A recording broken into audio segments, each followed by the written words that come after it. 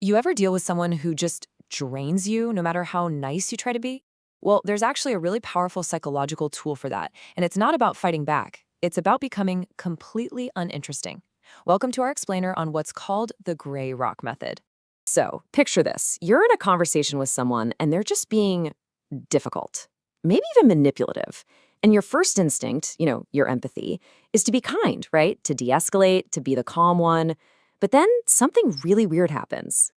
You've felt this before, haven't you? It's like the more understanding you try to be, the harder they push back. It feels like you're just pouring all of your energy into a black hole. It is absolutely draining. And it is such a frustrating dynamic. You're over here trying to lower the temperature, and it feels like you're just cranking up the dial on their negativity. It just doesn't make any logical sense because, well, their logic is playing a totally different game than yours. And here's the thing. Psychology tells us that your well-intentioned reaction, your kindness, your attempt to just fix the tension, it's not actually putting the fire out, it's the fuel.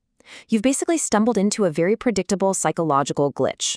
So what is going on here? This isn't some flaw in you, it's a glitch in human psychology that some people, whether they know it or not, have learned to exploit. And it has a name: intermittent reinforcement. Okay, so here's the science of it. Our brains, they get bored with rewards that are consistent and predictable. But unpredictable rewards, getting that payout only sometimes, now that is what creates obsession. It's what keeps us hooked, always chasing the next hit. This is the absolute perfect way to think about it. The toxic person is just pulling a lever over and over again. They're poking, they're prodding, they're escalating. They don't get a reward every single time, but they know if they just keep pulling that lever, eventually they hit the jackpot. And what is that jackpot? It's your emotional energy, your frustration, your trying to explain yourself, just your engagement at all. That is the big payout they've been waiting for. You just fed the machine. So how do you unplug it? So how do we shut this whole machine down? The solution isn't about winning an argument or fighting back.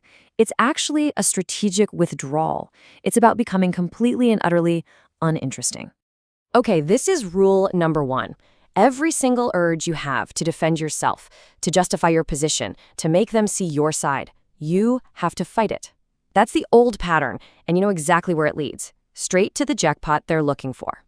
Your new goal is to be the most boring thing in the room. I'm serious. This means short, factual, non-committal answers. Uh-huh. Okay. I see. You are removing any and all emotional currency from the whole interaction. You become totally unrewarding. And this right here is the core idea. You take all of that vibrant, empathetic energy that makes you who you are, and you consciously hide it. You become a simple, plain, gray rock.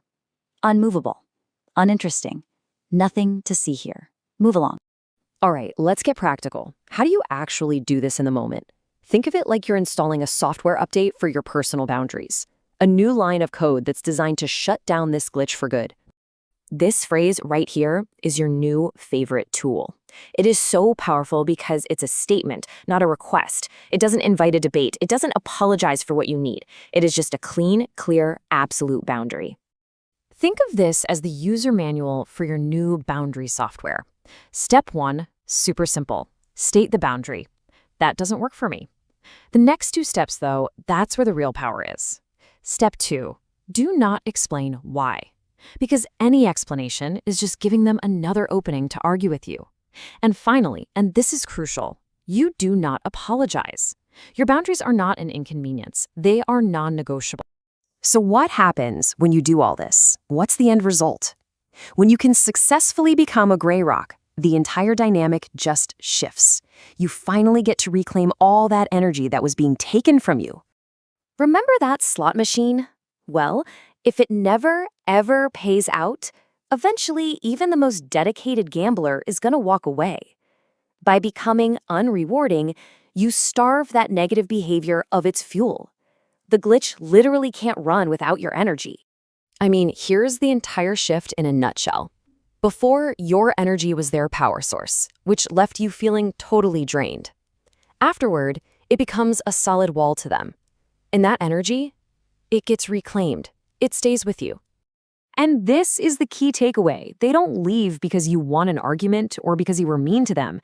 They disengage because you are no longer interesting. You're no longer a source of supply for their emotional drama. They'll just go look for an easier target. And that leaves us with one final thought. Whether it's a specific person, a type of interaction you have online, or maybe even a negative thought pattern in your own head. Where could you benefit from becoming a little less rewarding, a little less engaging, and reclaiming your own energy? What part of your life needs a gray rock?